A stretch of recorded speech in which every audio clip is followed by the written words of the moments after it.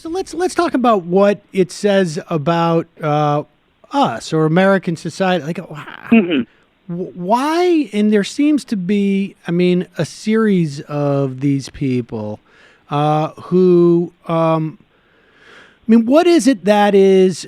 What's wrong with us that that this guy who is not really saying much, and to the extent that he is just sort of like giving license to some pretty noxious tendencies, has become so successful and almost more important than his just sort of like marketing success.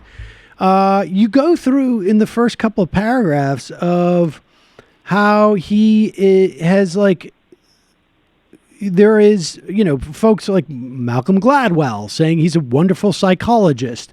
I don't know how Malcolm Gladwell could possibly know that. I mean, unless he's been treated by him. But the Times saying his message is overwhelmingly vital, deserves to be taken seriously. Why is he getting these type of accolades? I understand why he's getting YouTube hits, because YouTube is predominantly male, and there's a lot of young males on YouTube. But why is he getting these other accolades? Well, okay, so yeah, the YouTube thing, that is puzzling in and of itself, or at least worth discussing in and of itself, right? His following among his extraordinary following among this group of young men. I mean, the cynical interpretation is, well, young men like it when you come along and flatter their worldview and say, like, you're the Ubermensch and feminists are trying to drag you down and stoke people's prejudices. Peterson says, and I think he is somewhat correct about this, that he appeals to people who are lost and adrift and lack sort of purpose and guidance in life. Even the jacket of his book pitches him as a father figure. And so I do have a sort of partial explanation for his following that says, well, he is sort of a product of a time when a lot of young people especially are very adrift. It's an economy that isn't working for them. It's a place of political and cultural meaninglessness, and there is a big market for someone to come along and go, look, I'm going to help you. I'm going to fix your life. I'm going to give you a sense of purpose. You're going to be a hero. So I do think that there are economic and social explanations in part for why he's attracted such a following.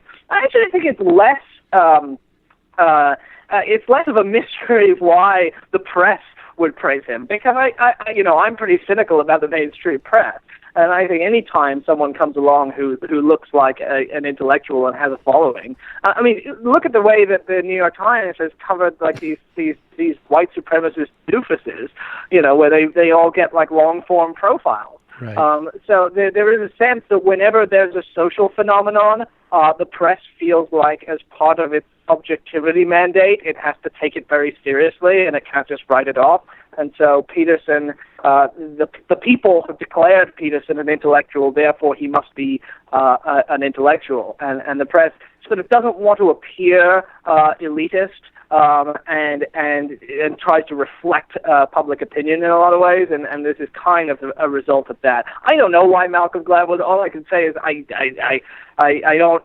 It diminishes my respect for Malcolm Gladwell's ability to tell truth from nonsense. But I think that a lot of these guys come along every generation and get hailed as the next whoever, who don't actually have much substance to them. In part because of the separation of academia from popular intellectualism, where academics aren't engaging with Jordan Peterson, because academics couldn't care less about Jordan Peterson. They know that he's not substantive, but academic journals are a separate world from the popular press, and so this is also why you see a lot of bad science journalism, is because science journalists aren't scientists. There's a big separation between these worlds, which I think is bad.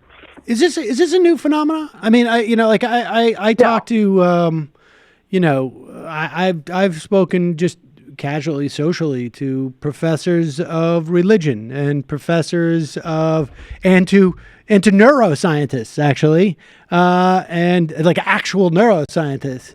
And I bring up, let's say, the name of Sam Harris, and they're just like, who? What? I've never heard of this person. Yet, like within, and maybe it's, the circles that I am exposing myself to, or, like, is there, but there really does seem to be this huge chasm where I feel like any of these neuroscientists, like they work at Columbia, they do experiments on people's brains, could just say like, what? No, that's nonsense. I don't have time to engage in this, but what is on YouTube? You're like, and like, a professor of religion would be like, what? He's talking about the Hadith. Yeah. What are you, no, of course not. And yet we don't, there's this chasm. Is this phenomenon new? Is it a function of social media in some way that you can create a huge following with a veneer of expertise because you're swimming in circles that you're not going to bump into an actual expert? Yeah, I think so. It's funny. That's so funny because, to many people, Sam Harris is the most famous neuroscientist in America. Yes. And, so it's so funny that neuroscientists don't really take him seriously. But it's hard to know what the actual explanation for, I can conjure different theories as to why this is happening. Maybe it's because a lot of academic fields have gotten much more technical as they've gotten much more advanced. So the things that a neuroscientist is focused on today are that many more levels removed from things that ordinary people are ever going to be able to understand. I do place some of the blame for this on academics themselves because there is a kind of sense among many academics that engaging with the public is something that is at best optional and at worst actually almost anti-intellectual, which is weird, right? I was in a graduate program in sociology, and I'm still in it actually, but there's a kind of contempt in the academic departments a lot of times for people who write, quote, popular books instead of academic books, and people who publish with popular presses rather than academic presses, which is very strange because you think, well, popular should be a good thing. Getting your message out is really important. And I think academics need to see it as much more of having a responsibility of trying to guide the public's understanding of their field. Because otherwise, people who are charlatans, or at least are very superficial, they will be the public spokespeople for a field. And so it's super important that if you do know about something, you take control. And it's depressing to me that, I've written long pieces about like Charles Murray and Jordan Peterson, and I'm not an expert in their field, and I wish that people who were already doing that, so I wouldn't have to. Yeah, it's strange. And I wonder if it's also a function of like there's no reward in academia for doing this, and that the competition could be such that like I'm not going to expend energy on something that is tangential to my academic project. I wonder if that's how much that is involved. So what? That's a huge part because because all of the incentives are towards publishing in academic journals, which is basically the only thing that you're supposed to do as an academic to get accolades, right? It's just publish. They don't even value teaching. Your teaching is not something you're supposed to focus on. Writing op-eds in newspapers, it's all a distraction. You need to publish academic articles. Does this put the left in a disadvantage long term? Because I think statistically speaking, maybe short of economics, academics tend to be center left because just of the nature of the project, I guess. Is there a long term, are we going to be at disadvantage? Now that there is an ability to become, in the ease in which someone like a Jordan Peterson or a Sam Harris or even like, Stefan Molyneux had this going on for a while, a little bit more cultish perhaps.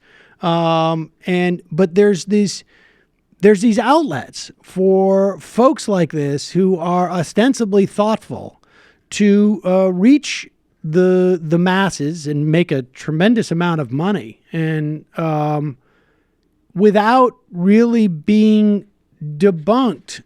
I don't know. Is the left at a disadvantage in this sense? Well, the left is always at a disadvantage, right? Because the left is speaking for the people who don't have power, right? So we're always going to be fighting uphill, and so yeah, we are. And of course, it's gotten worse with the kind of cable newsification of knowledge, and this is the thing that climate scientists complain about, is that when you have a crossfire type discourse on television, if you look at the difference between, say, William Buckley's firing line in the 60s and Fox News in 2018, it's a huge difference, because it's 2 minutes versus an hour, and in 2 minutes you can't really expose someone as a fraud. It takes depth, right? My article's 11,000 words. As things get compressed, it's much more difficult to challenge these things, and as attention spans get shorter. At the same time, we have a formidable opportunity with the expansion of things like YouTube and podcasting and what have you, because it does allow you to do things that are in more depth, right? In current affairs, I was able to start a magazine that does in-depth analysis, and we've built up a decent following, and that's very possible. And podcasts are the same way. You can go for an hour, 2 hours, 3 hours, and you can really dive into things. So I don't think it's impossible to take these guys on, but I think it's a formidable challenge, and one that I think everyone who has knowledge has a duty to help spread knowledge and challenge people who are presenting things that aren't knowledge as knowledge. Nathan J. Robinson, Current Affairs on the Intellectual We Deserve. Thanks so much for your time today. I really appreciate it. Thanks, Sam.